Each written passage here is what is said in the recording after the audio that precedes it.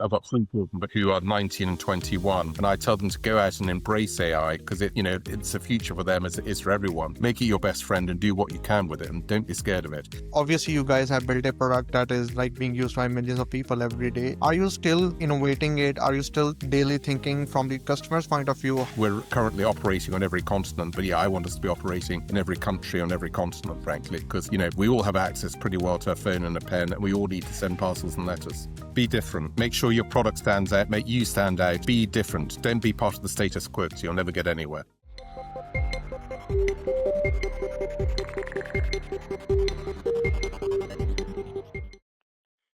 Hello, everyone. Welcome back to another episode of Tech Finds Tech podcast. Today, we have a wonderful guest with us, Hugh Craig. Hi, Hugh. How are you? Sleemy, I'm good. Good to talk to you. So, Hugh, before we start, can you introduce yourself to our audience? Yes, of course. My name's Hugh Craigie-Halkett. I run stampfree.ai, and we basically are a patented AI digital shipping company. So we work with sort of postal companies, carriers, and retailers around the world. Got it. So, for someone hearing about this stamp free for the first time, how does it actually work and what makes it so different from how people traditionally ship parcels?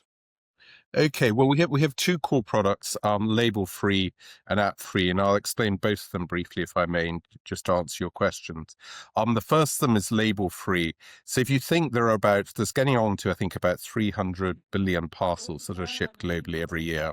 And what you'll find on each of those parcels is a barcoded parcel label. What label free does is it replaces that parcel label with a handwritten code, which is AI validated. So if I give you an example, let's say you're looking to ship a parcel with DHL or UPS. As a customer, you would open up the DHL app. You would pay for the shipment much as you normally would do. You would then receive this code, which you write on the parcel, take a photograph of it, and ship the parcel in the normal way. What happens when you take a photograph of that code is AI validates the code, just like a barcode, effectively, and a link to, and basically there's an API called Ping to our technology and also to DHL, which validates the code in under 1/10 of a second. And all the shipping information that you'd normally associate with a barcoded label is associated with this handwritten code. It's effectively a handwritten barcode. So that's what label free is, and it's all about customer convenience and also operational efficiency to posts and carriers. Our other product is app free, which is basically about shipping parcels using whatever social media channel that you and I use on a daily basis, and instead of having to download an unfamiliar postal or courier app. So for example, I use WhatsApp every day. So being able to send a parcel just by using a WhatsApp message flow instead of having to download a postal carrier app, that's super convenient for me. So there's a sort of customer convenience element around both our products, which you probably appreciate. Got you. And this handwritten code, is it like me as a customer can define my own code, or is it like it will get assigned from the system? It's assigned from the system. Basically, without going into too much details of the code, the code is defined by ourselves. We manage the production of the code, and it's designed to give it a certain amount of capacity for each courier and postal company that we're actually integrated with. So it's normally an 8-character code headed up by a hashtag, and it's a mixture of letters and numbers. Got you. Okay. That sounds really, I would say, innovative thing I have ever heard about the parcels. So that's wonderful. You're doing something different in the logistics industry. So you have spent years leading companies in consulting and risk management before founding Stampfree. What inspired you to step into the world of AI and logistics? Yeah, I mean, that's an interesting one. You're right. I'd sort of been doing management consultancy work within the alternative investment space and technology, probably, God knows, 20, 25 years. And I've sort of grown companies myself off the back of that. One of the limitations around, obviously, when you're running a people-based business and charging for people's time is it's hard to scale. Whereas clearly, if you're running a software company, you can effectively scale infinitely, assuming there is demand and you have the technical capabilities so to do.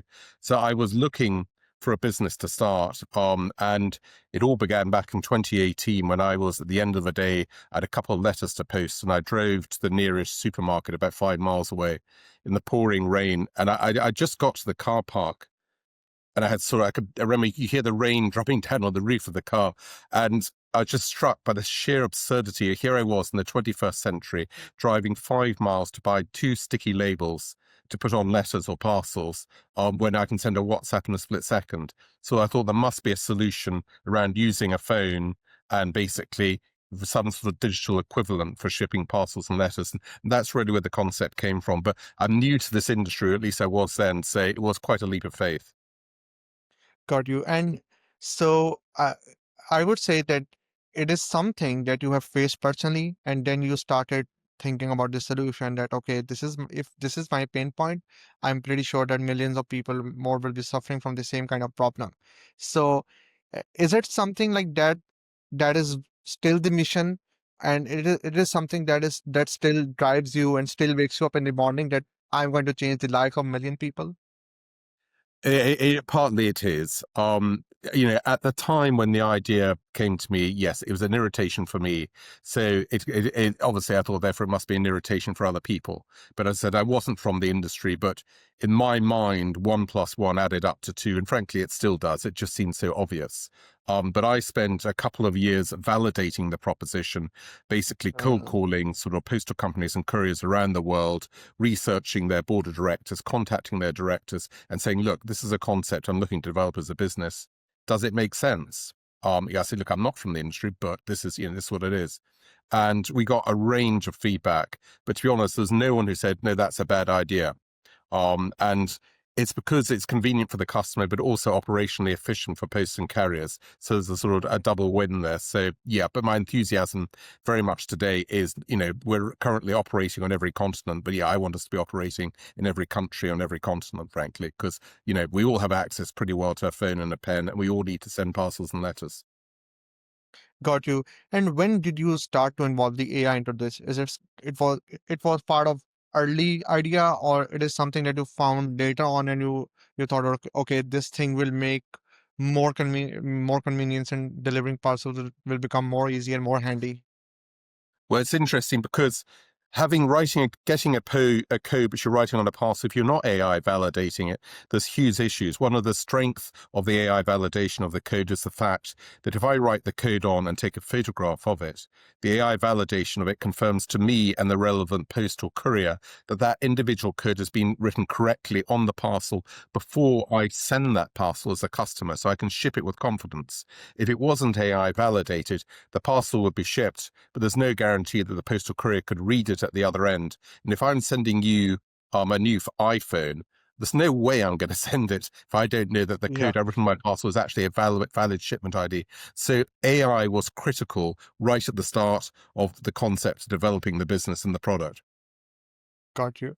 Okay, so moving to the next question, stem-free turns a handwritten code into something that functions like a barcode, as you have explained, an elegant but complex innovation. What was the biggest technical or operational challenge in making it reliable and user-friendly?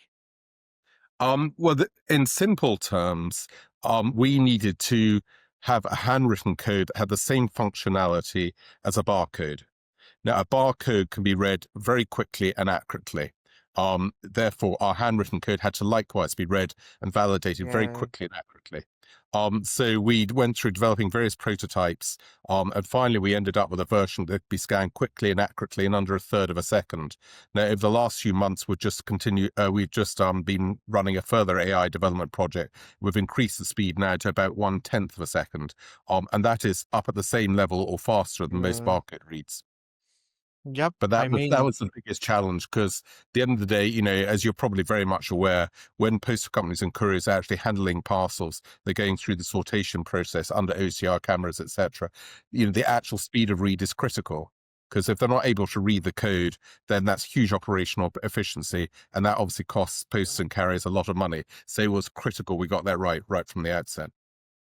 so if I got you right, so you're saying right now your technology is efficient enough that it can scan the handwritten code in a fraction of second, just like you scan the any product in a supermarket counter. Exactly that. But I mean, basically, this is patented technology that and we've chosen to apply this handwritten barcode effectively to the postal logistics sector. But in reality, it's relevant to any sector where there's a need for a barcode, but you don't have a printer to hand to actually generate a barcoded label. So there are a range of use cases outside our sector, but that's something we're looking at for the future, not pursuing today. Got you. That sounds really amazing that you have a technology that can be implemented in wide range of use cases, and you are even thinking of doing that in future.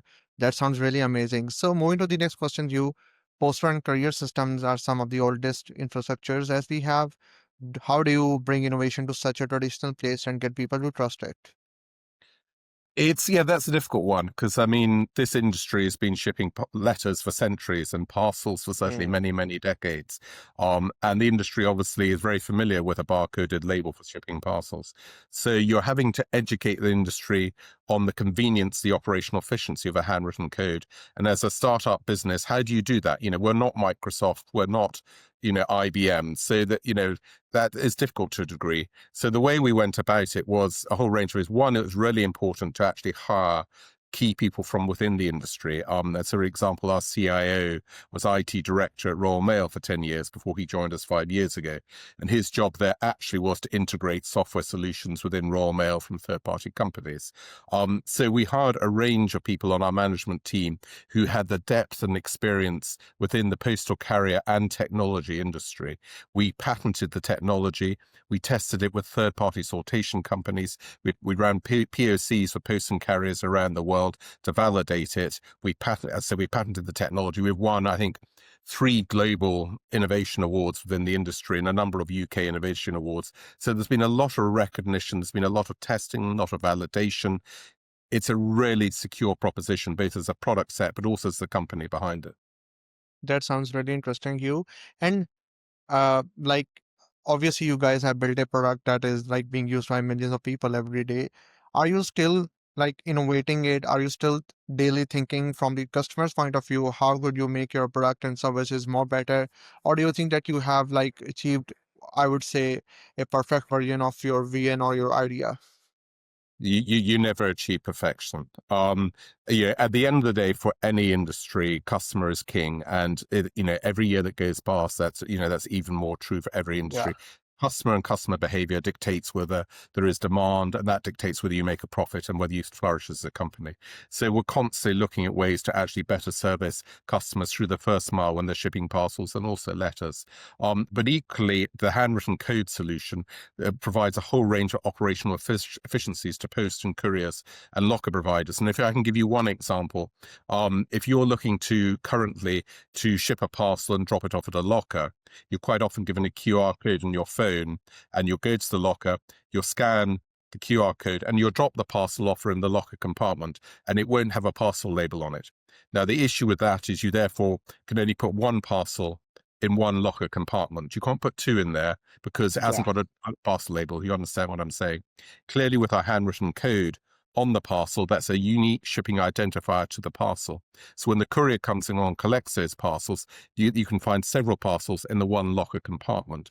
Now that basically provides an additional 15% capacity to the locker infrastructure without spending an additional penny on it. Now that's nothing to do with customer convenience. That's operational efficiency and improved ROI for both the locker provider and the courier who's actually delivering the parcels. I mean, that's amazing. Like, you're not only working on delivering the parcels, but also thinking about the other areas where you could add value using your technology and using your services. That's really amazing. So moving to the next question, Hugh, stem-free replaces layers of manual processes with the intelligent automation. How do you see AI enhancing, not replacing the human element in the operations across industries? Yeah, I mean, let's be honest. We're going through a sort of industrial revolution now, much as there have been previous industrial revolutions. And with every industrial revolution, there are industries and sectors and job losses as a consequence of that, in the same way that new jobs are replaced. So pretending that there aren't going to be job losses is just naive. I mean, I've just literally got back 3 days ago from Silicon Valley, where I've been for the last 3.5 weeks. If you're there, and those within San Francisco and the Bay Area will be familiar with Waymo, the driverless taxis, and I have to say I love them. I probably did about one per day. There's about 2,500 of them deployed so far. I think they're going to be deployed in the UK next year, and they've been deployed in other cities around the US at the moment. That's a clear example of the application of AI, where you've got a driverless taxi that can operate 24/7 as opposed to an AI shift, an 8-hour shift, forgive me. But obviously that's putting taxi drivers out of work. But Yeah. it's a more efficient model. There's a range of benefits to that. Conversely, even within our own company now, we're using AI agents to improve productivity around a range of our activities. That makes us more efficient, whether it's using Chat GPT or whether it's using AI agents, and it just there's a much more efficient use of time, and it allows us to achieve so much more and be more efficient as a company and to grow as a business. So I don't see there's AI is something to be scared of. Certainly, I mean, I've got three children, but two sons who are 19 and 21, and I tell them to go out and embrace AI, because it's a future for them as it is for everyone. Make it your best friend and do what you can with it, and don't be scared of it. But yes, it's going to have an impact, both positive and negative, I'm afraid. That sounds really amazing. And let's talk about this future. Do you see this kind of invisible AI where people don't even realize they're using AI becoming the new norm in consumer tech? Well, I think at the moment we're all, Silicon Valley is like worshipping at the whole everything about AI. You go there, 9 out of every 10 billboards you see are all advertising Yeah. about AI and AI agents, and the world is talking about AI. But much as the internet 20, 20, 30 odd years ago when it came about, everything was about internet and the dot-com bubble and all that sort of thing. Now, internet is just a process that we use in everyday life. It's just like you get in a car, or you use the internet, and the AI is just going to be exactly the same. It's just going to be whether we use it to provide a service or to use a product. It may be visible, it may be invisible. At the moment, we're very conscious of whether it's an AI component, but 5, 10 years time, it will just be part of the technology that delivers an improved service or product to us. It'll be as simple as that. So, like, in a when we had internet, so some people jumped on the train, they started using internet, and some people missed the opportunity. They thought that it's going to stay there for a while, but they didn't see any kind of long future of the internet. And most of them were actually media companies. They didn't shift timely from traditional paper of news to and just stick with the newspapers. But do you see that this is the time to jump on the AI train, and this is the time to ride along with it rather than missing it? Yes, I mean, as I said a couple of minutes ago, it's all about embracing AI, but not embracing AI for the sake of AI. If it can improve your productivity, if it can make you more efficient, if it can save you money, if it's a plus, then yes, you should absolutely be doing it. But as I'm sure we're all aware, it applies to every sector and every industry. So you've got to go out there, you familiarize yourself with it as an individual and be comfortable with it, and then decide how you can apply it or not. Because it's to the benefit of you and the benefit of everyone if you do. If you ignore it, you're just shoving your head in the sand. I mean, again, to give you one example, at sort of San Francisco airport on the way back, there was a lovely lady there who was a waitress in her 50s, and she was busy explaining how they were starting to roll out actually sort of robots for sort of taking orders initially at restaurants, and how their union was fighting this. And I can hugely sympathize with her position, but it's a total waste of time trying to fight this. It is, Mm. if as a waiter or waitress you're providing value to the customer through the good service, that the human interaction, there's real value there. But at an airport, in some cases where people just want food quickly, they're probably not actually remotely bothered how they get their food, as Yeah. long as it's from. So fighting it just for the sake of fighting it, it's not. You're just putting off the inevitable. Yep. Got you. Totally understood. I think so. It does make sense that if AI is enhancing something, just embrace it, use it. But if it's something that is right now for you an overhead, then I think so it's not the best time for you to use it. But keep an eye because things are improving at a very rapid pace. So I mean, uh, if you sleep at 10 and you wake up at 6 tomorrow, you get to know that, oh, Google has released a new model and some company has done something amazing, and I was sleeping last night. So the things are actually changing at quite rapid pace, and I believe uh, that's like main thing, that you should keep yourself up to date, and the knowledge is now not a uh, the knowledge has become now more easy to gain because of the AI and the internet speed that we have today. So Hugh, I really enjoyed this part of the conversation, but we still have one part remaining, and it is a rapid fire questions. So we have a rule here: you cannot think. So as soon as I stop speaking the question, you have to answer it. So are you ready for this round? We shall see. Go for it. Okay, so what's one trait every successful logistics startup founder needs? Um, be different. Make sure your product stands out. Make you stand out. Be different. Don't be part of the status quo, 'cause you'll never get anywhere. The most underestimated part of running a startup in logistics. You'll be amazed how much or what actually is important, what goes on within your own head.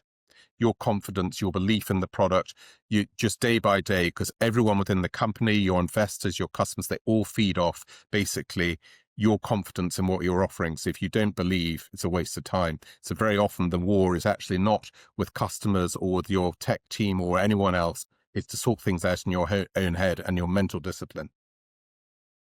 What's harder, building trust with users or with investors? Um, to be honest, neither. I mean, from an investor perspective, our investors very much understand the use case of what we're about because it's relevant to them as it is to everyone on the planet. We send quarterly shareholder updates to keep them up to date what's happening. So we have good relations with them, and I do those personally. So that works well. From a customer perspective, we did an independent market research in the UK, 1,000 people, 93% of them preferred our shipping solutions in place, whatever shoe solution they use. Deployed with Kazakhstan Post, for example, they also did independent market research. I think they got 96% of their consumers said they love our shipping solutions. So generally, the customers like the technology that we provide, so we don't have a problem on that front. The one postal or shipping process you would love to eliminate forever. Okay, this is just a problem that's specific to us. Within this industry, there's the CN22 and the CN23, and this is basically for cross-border shipping. You need to complete these customs forms, and currently they're paper-based forms. So clearly, there's an issue for us where we're providing a digital shipping solution with a handwritten code, and yet for cross-border transactions, you still got a paper form. These forms need to be digitalized. Now they are going to be digitalized, but until they are, this is a problem not just for us but for everybody. What excites you most about AI's role in simplifying everyday systems? The fact that it applies to everyone. A lot of people see it as a threat because it applies to them in their industry, but we can all embrace it as we've already talked about. And that's it. The potential for it is genuinely limitless. A book, idea, or mentor that shaped your leadership style. This is an old one. Someone called Dale Carnegie wrote a book in 1924, I think it was. So yes, century ago now, How to Win Friends and Influence People. And it Yeah. sounds like a schemy title about how to sort of get in with people and sort of con them, but it's the exact opposite. It's all about shutting up, listening frankly to what other people have to say and trying to understand things from their position. And if you do that, obviously it makes your life a lot easier. And yeah, that applies whether you're dealing with customers, whether you're dealing with your team or dealing with investors. You've got 2 ears, you've got one mouth, so use them in that sort of ratio. One piece of advice you would give to first-time founders. um, Believe in what you're doing, but also validate it. If you come up with an idea, I mean, I spent 2 years validating the proposition before we developed it as a product. There's no point developing a product that you believe in if there aren't customers for it. So you'd really need to validate there's a real use case. You can develop the technology. So you've got to believe, but you've got to validate that belief.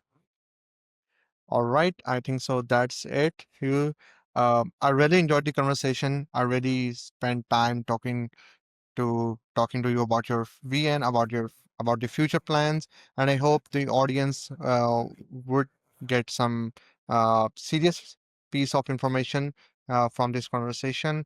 And thanks everyone for watching this. And until next episode, keep finding tech that finds you. Thank you. Thank you.